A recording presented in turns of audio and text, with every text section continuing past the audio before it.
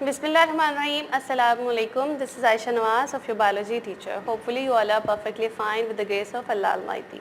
So जो आज का हमारा टॉपिक है वो थ्योरी, लॉ एंड प्रिंसिपल है.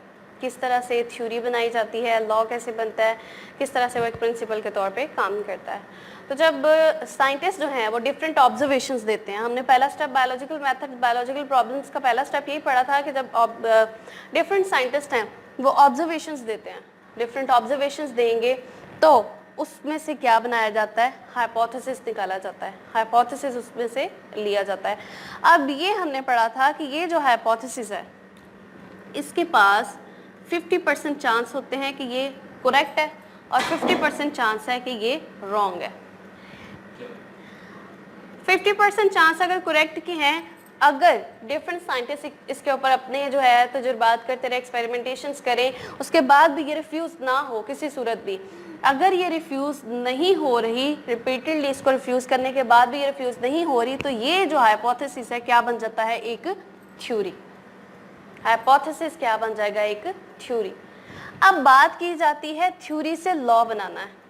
जब ये थ्योरी, अगेन साइंटिस्ट क्या करते हैं, इस थ्योरी को ट्राई करते हैं कि इसको रिफ्यूज़ किया जाए.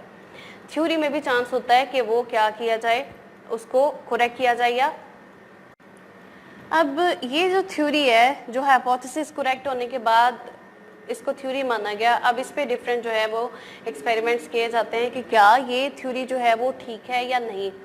अगर ये थ्योरी भी रिफ्यूज़ या एक्सेप्ट हो सकती है, इसमें भी 50% चांस होते हैं कि इसको रिफ्यूज़ किया जा सके या एक्सेप्ट किया जाए. अगर वर्ड आप देखें, इररिफ्यूटेबल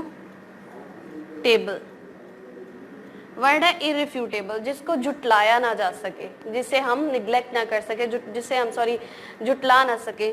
तो अगर थ्योरी जो है वो रिफ्यूजेबल ना हो, रिजेक्टेबल ना हो, तो वो क्या बना दी जाती है, एक लॉ. फिर हम उसे क्या कहते हैं कि ये एक लॉ है. लॉ एक ऐसी चीज है जिसका मतलब है लागू कर देना, वो कंप्लीट तैयार हो जाती है. लॉ को हम जो है वो रिजेक्ट नहीं कर सकते, वो आप पे लागू कर दी जाती है कि ये एक चीज है तो ये ऐसे ही है. इसीलिए हमने पहले भी पिछली वीडियोस में भी डिस्कस किया था कि बायोलॉजी में बहुत कम लॉज बनते हैं.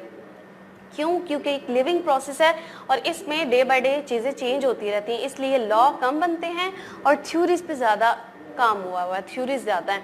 अगर आप लॉज की बात करें तो हमारे पास डिफरेंट साइंटिस्ट का वर्क है जो कि लॉ बनाए. जैसे मेंडल का लॉ है, law of inheritance, law of independent assortment. तो ये डिफरेंट लॉज हैं जिसको हम देखते हैं अपनी. और ये स्टार्ट से, जब से ये लॉ मुख्तस हुए हैं, हमारे ऊपर लागू किए गए हैं, तब से अब तक ये ऐसे ही चले आ रहे हैं, इनमें कोई भी तरमीम नहीं की गई.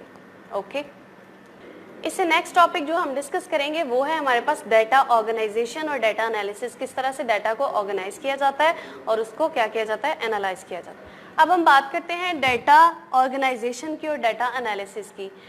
बात किस तरह से है कि जब साइंटिस्ट थ्योरी बना लेते हैं, लॉ बना लेते हैं, तो एक्सपेरिमेंटेशंस जब करते हैं तो उनके पास डाटा आता है. ये बायोलॉजिकल प्रॉब्लम का एक इम्पॉर्टेंट स्टेप है जिसमें आपके पास एक रैंडम डाटा होता है, उसको आपने ऑर्गेनाइज करना होता है वेल मैनर्ड वे में. जब डाटा ऑर्गेनाइजेशन की बात आती है तो एक रॉ डाटा उठाया जाता है, मतलब रैंडम डाटा है, उसको आपने ऑर्गेनाइज करना है डिफरेंट फॉर्म्स में. जस्ट लाइक फ्लोर चार्ट्स हैं, ग्राफिक्स हैं, मैप्स हैं, डायग्राम्स हैं.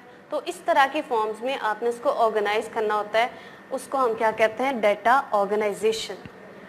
अब डाटा एनालिसिस की अगर हम बात करते हैं, डाटा एनालाइज किस तरह से किया जाता है, तो जो डाटा हम कलेक्ट करते हैं या डिफरेंट साइंटिस्ट जब डाटा कलेक्ट करते हैं तो फिर उसको एनालाइज करते हैं. अब एनालाइज करने के लिए, डाटा की एनालिसिस के लिए दो टाइप्स हैं, ठीक है. एक की बात हम करते हैं रेशो, एक किस टर्म में इसको रखा जाता है, रेशो में, और दूसरा प्रोपोर्शन में. डाटा को एनालाइज करने के दो टाइप्स हैं. डाटा को एनालाइज किया जाता है दो ग्रुप्स में. फर्स्ट कौन सी है, रेशो, जिसको हम कोलोन से भी रिप्रेजेंट कर सकते हैं या फिर डिवीजन के साइन से रिप्रेजेंट कर सकते हैं. ये इसका रिप्रेजेंटेशन स्टाइल है, ठीक है। अगर बात करते हैं हम प्रोपोर्शन की, तो प्रोपोर्शन को हम क्या करते हैं, इज इक्वल के साइन से रिप्रेजेंट कर सकते हैं। फर्स्ट ऑफ ऑल अगर हम रेशो देखते हैं तो रेशो की एग्जांपल किससे है, अगर हम जनरल एग्जांपल देखें तो रेशो को किस तरह से हम डिफाइन कर सकते हैं, just like A ratio B, ये इसकी एग्जांपल है A रेशो B। अगर इसी को हम इंटीग्रल फॉर्म में लें तो रेशो को बेहतर तरीके से समझने के लिए क्या हम कर सकते हैं कि जस्ट लाइक आपके पास 50 स्पैरोज हैं, ठीक है, जो ये 50 स्पैरोज हैं ये हेल्दी स्पैरो हैं। दूसरी साइड पे आपके पास क्या है, 150 और स्पैरोज हैं। अब ये जो स्पैरो हैं ये इफेक्टेड स्पैरो हैं, मतलब 50 आपके पास क्या है, हेल्दी स्पैरो हैं, और 150 क्या है, इफेक्टेड।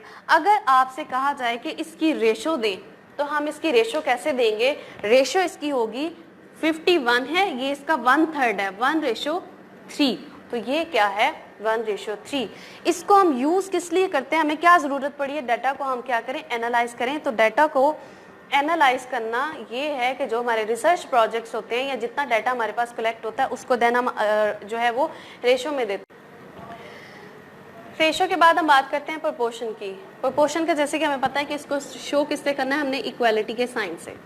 अब प्रोपोर्शन के लिए हमारे पास 2 वैल्यूज होना चाहिए, just like A ratio B is equal to C ratio D। ये हमारे पास क्या है, प्रोपोर्शन को शो करने का एक मेथड है, इस तरह से हम प्रोपोर्शन को शो कर सकते हैं।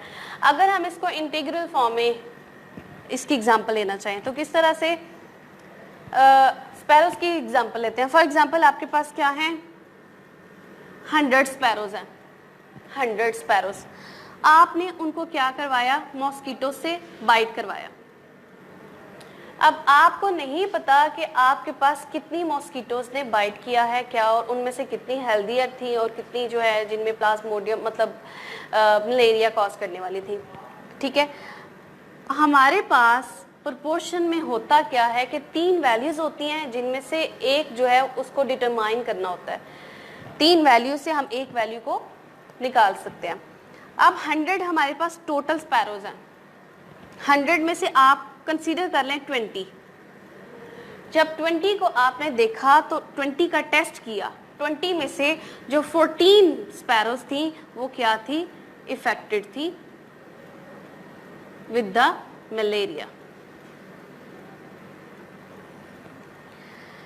अब आपके पास क्या है, 20 स्पैरो थी, 14 उसमें से क्या हो गई, इफेक्टेड होगी। इट मींस जो रिमेनिंग 6 हैं वो क्या है, हेल्दियर है, उनमें क्या है आपके पास मलेरिया नहीं है, उनको मलेरिया नहीं कॉज हुआ। अगर इसको हम प्रोपोर्शनल फॉर्म में लिखें तो वो किस तरह से लिखेंगे। अब हम देखते हैं कि इसको अगर इंटीग्रल फॉर्म में हमने देखा था कि हमारे पास टोटल 100 स्पैरोज थी, 100 में से हमने 20 को कंसीडर किया, इनका टेस्ट किया। जब टेस्ट किया तो हमारे पास क्या है, 14 इफेक्टेड पर्सन थी और 6 जो थी हेल्दी थी। अब अगर आप इसको प्रोपोर्शन में लिखें तो वो किस तरह से लिखेंगे, देखें। टोटल आपके पास अगर प्रोपोर्शन 1 लिखें, आप इसकी रेशो 1 लिखें तो मतलब A रेशो B लिखें तो वो किस तरह से होगी, क्योंकि हमने कहा था A ratio B is equal to C ratio D। Then हम क्या करते हैं, A रेशो B अगर हम लिखते हैं हमारे पास कितनी है, 14 क्या है, इफेक्टेड स्पैरोज हैं, 14 इफेक्टेड स्पैरोज हैं, जिस कितने में से, 20 में से, 20 में से 14 क्या है, इफेक्टेड स्पैरो हैं। अगर रेशो 2 लिखे तो इस रेशो को अब हमने लिखना है, पहले तो इसको कंसीडर कर लिया तो वो ये थी। अब अगर 2 रेशो लिखे CD तो टोटल हमारे पास कितनी है, 100, ठीक है। और उनमें से चौथी वैल्यू जो होती है हमारे पास उसको हमने डिटरमाइन करना होता है। 3 वैल्यूज हमारे पास होती हैं, एक्चुअल वैल्यू, टेस्टेड वैल्यू और उसमें से इफेक्टेड वैल्यू। ये हमारे पास 3 वैल्यूज थी, चौथी को हमने डिटरमाइन करना है। अब इसको किस तरह से लिखेंगे, इस फॉर्म में। अब आप देखें, ये वैल्यू आपने डिटरमाइन करनी है। इसमें से आप देखें, आपके पास 100 है इज इक्वल टू 14 20, ये आपके पास क्या आ गया है, रेशियो। अब आप इसको अगर सब्ट्रैक्ट फॉर्म में लिखें तो किस तरह से लिखेंगे, डिवाइडेड बाय 14 मल्टीप्लाइड बाय 20। अगर हम इसको कैलकुलेट करें तो हमारा जो आंसर है वो समवट लाइक दिस होगा, 70, राउंड अबाउट 70 आ जाता है। तो अगर हम कहते हैं कि ये जो 70 है, ये 70 क्या इंडिकेट कर रहा है, ये 70 इंडिकेट कर रहा है कि जो हमारे पास 100 स्पैरोज थी टोटल, उनमें से 70 स्पैरोज जो हैं वो थी इफेक्टेड स्पैरो, ठीक है, और रिमेनिंग 30 स्पैरोज जो हैं वो क्या थी, हेल्दियर थी।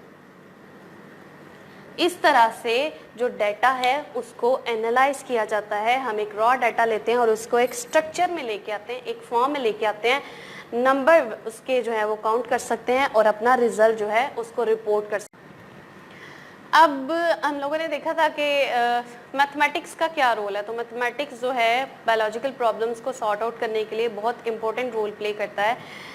जिस तरह से एग्जांपल लेते हैं हम हॉस्पिटल की, हॉस्पिटल में कितने पेशेंट्स हैं वो भी आप डिजिट्स में बताते हैं, कितने पेशेंट्स हैं, कितने हेल्दियर हैं, कितने जो है वो नॉन हेल्दियर है, क्या रेशो है डिजीज़ की, कितने जो है वो क्योर हैं। अगर आप देखें एक किस तरह से इंटीग्रल पार्ट है, इंटीग्रल पार्ट इस तरह से है कि इसमें आप जीन्स की स्टडी जो है वो जीन्स हैं उनको पढ़ सकते हैं, जो प्रोटीन्स हैं आपकी बॉडी में कितनी प्रोटीन्स हैं, कितनी जीन्स हैं, प्रोटीन रेशो क्या है, जीन्स रेशो क्या है, तो ये सारे आपको डिजिट्स में ही पढ़ना पड़ेगा। इसमें भी हम क्या करते हैं कि अपना जितना डाटा होता है उस सबको क्या करते हैं इंफॉर्मेशनल स्टेप में ला के उसको पढ़ते हैं। ये सिंपल सी एक चीज़ थी मैथमेटिक्स, जिसको हम क्या करते हैं बायोलॉजिकल प्रॉब्लम्स को सॉल्व करने के लिए इसकी हेल्प लेते हैं और अपने डाटा को ऑर्गेनाइज और एनालाइज कर सकते हैं। इसी के साथ ही आज का हमारा चैप्टर जो है वो एंड हो गया। मिलते हैं इंशाल्लाह ताला नेक्स्ट चैप्टर के साथ नेक्स्ट वीडियो में। तब तक के लिए अल्लाह हाफ़िज़।